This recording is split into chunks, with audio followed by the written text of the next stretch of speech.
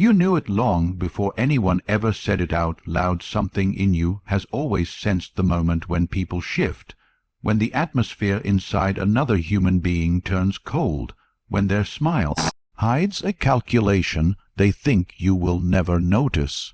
And even now, as you listen, a quiet part of you is remembering every moment you swallowed your truth just to keep the peace, every time you forced yourself to act like nothing was wrong so the world wouldn't see how deeply you were hurting. You've lived a lifetime inside your mind, holding pieces of yourself together while pretending you were unbreakable. And maybe that's why you're here, because you've learned painfully that the world doesn't reward innocence. It rewards awareness. It rewards the people who know how human behavior truly works, the ones who understand dark psychology not as manipulation they use, but as a shield they desperately needed years ago and never had. And you're finally ready to hear the truths you spent so long avoiding, truths you felt but never named, truths about the things you must never do in public, not because someone told you to be perfect, but because you finally know the cost of letting the wrong people see too much. You've learned the hard way that some people don't want you to be strong. They want you to be predictable, manageable, silent. They want you to doubt yourself so they can decide your worth for you. That's why manipulators pay such close attention to your reactions. They study your guilt. They memorize your fears. They watch how quickly you apologize for things that weren't your fault, how easily you shrink when someone raises their voice, how deeply you internalize blame even when you were the one who was hurt. They don't need to control your entire life. They just need to control your emotional responses. That's the first rule of mind games. If they can make you hesitate, they can make you obey. And maybe no one ever told you this, but emotional abuse rarely starts loud. It starts quiet. It starts with a look, a sigh, a disappointed tone. It starts with you doubting yourself, wondering if you misunderstood, wondering if you're being too sensitive, wondering why you always feel like you're walking on the edge of someone else's mood. They train you to seek their approval without ever asking for it. They train you to feel guilty for having needs. They train you to explain yourself over and over until your voice feels small even inside your own head. And the worst part is, you forget it's happening. That's the psychology of trauma bonding. Your brain ties your survival to the very person who is dismantling your self-worth. You start believing that peace comes from staying quiet, that safety comes from making yourself smaller, that love is earned through self-erasure, and you begin to perform emotional gymnastics just to be tolerated. Not respected, not valued, just tolerated. You convince yourself you're being loyal, when in reality you're being conditioned. You become addicted to the rare moments they show warmth, those crumbs of validation that feel like a feast after weeks of emotional starvation. But the truth is simple. Anyone who withholds affection to control you is not loving you. They are training you. And this is where the warnings begin to matter. Machiavelli once observed that people reveal their true loyalties not through their words, but through what they do when they think no one is watching. But what he did not say is that the same principle applies to you. You reveal your vulnerabilities by what you allow in public, how much emotion you show, how much frustration you reveal, how much of your confusion, fear, or longing slips through your voice. Some people will see your openness as an invitation, others will see it as an opportunity, and a few will see it as a weakness to exploit. You've met all three, and you'll meet them again. This is why you must never let your wounds bleed in front of those who would use them to pull you apart. Never give manipulators a map of your insecurities. Never expose your desperation to be understood. Never let someone make you defend your worth. People who want to control you always start by learning how you break. And every time you overshare your pain with the wrong person, they gain a blueprint of your mind. Dark psychology is not just manipulation. It's the study of leverage. And your emotions are leverage to the people who fear your strength. You must never reveal how deeply someone's words cut you, because the kind of person who enjoys dominance will only push harder. You must never publicly argue with someone who thrives on chaos, because they don't seek resolution. They seek emotional control.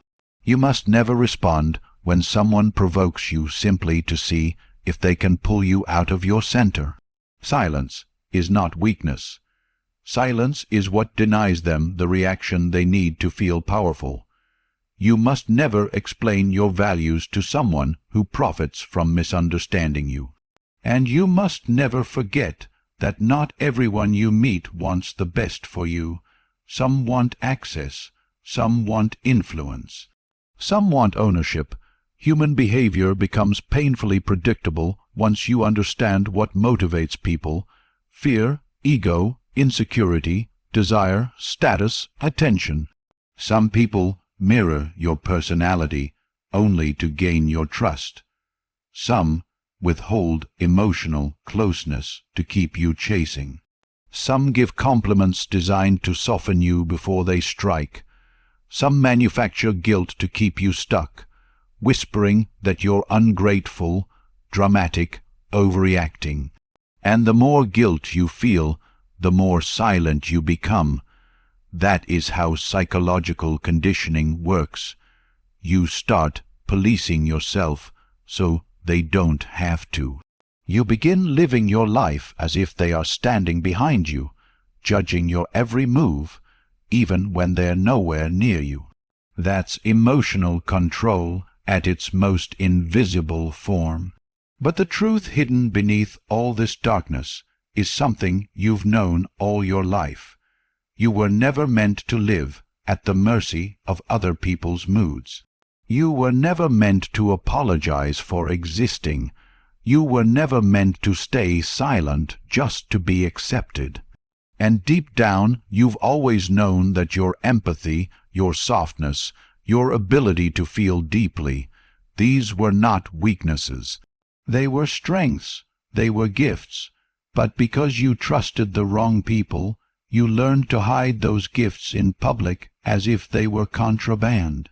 And now, slowly, you're beginning to reclaim yourself, not by becoming cold, not by becoming cruel, but by understanding that boundaries are not walls, they are doors you choose when to open.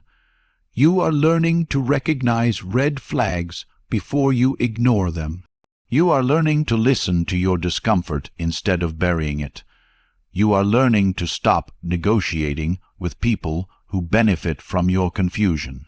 You are learning that peace is not given by others. It is built by you. You are learning to say no without guilt, to step back without apology, to walk away without explaining your reasoning to those who already decided not to understand you.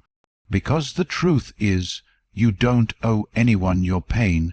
You don't owe anyone your silence. You don't owe anyone your self-doubt. The people who deserve access to your heart will never demand it through pressure, fear, or emotional punishment. They will meet you where you are. They will hold your boundaries with respect. They will not weaponize your vulnerability. And they will never require you to shrink to fit inside their comfort. You may not realize it yet, but you are becoming someone different, someone stronger, someone quieter on the outside, but louder inside, someone who understands the psychology of manipulation, not to play the game, but to step out of it entirely. Someone who knows their self-worth, not because others validated it, but because you finally stopped asking them to. Someone who sees through emotional abuse before it takes root. Someone who no longer confuses chaos for passion. Someone who knows how to protect their peace like it is sacred because it is. And maybe the most powerful transformation of all is this: you no longer need to prove anything to anyone. You no longer need to earn love through suffering. You no longer need to be understood to be whole. You are allowed to choose yourself, even if it disappoints those who depended on your self-betrayal. Take a breath, let it settle, let it sink into the part of you that still feels small. You are not small. You were never small. You were only made to believe you were. And now, with every boundary you rebuild, with every truth you accept, with every moment of clarity you allow yourself to feel, you are reclaiming the pieces you once gave away. And someday soon you will look back on this version of yourself, the one still healing, still learning, still rising, and you will feel a quiet pride. Not because you became harder, but because you became wiser. And in that wisdom, you finally came home to yourself.